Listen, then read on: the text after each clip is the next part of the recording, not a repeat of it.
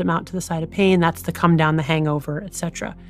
But it turns out the opposite is also true. If we intentionally press on the pain side of the balance, for example, with exercise or an ice cold water bath or intermittent fasting, those gremlins will hop on the pleasure side of the balance, and we will get our dopamine indirectly by paying for it up front.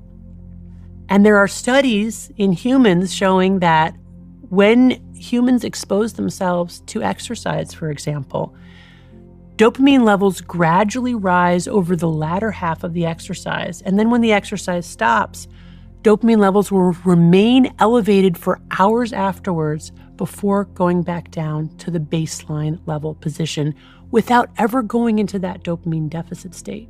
So it's a great way to get our dopamine indirectly because it's much less vulnerable to that compulsive craving phenomenon of overuse. So you're not going to get an exercise come down? You can, but and people can get addicted to exercise, right? But typically it's very unusual because the upfront cost to do the work and endure the pain of exercise in the first place mitigates our vulnerability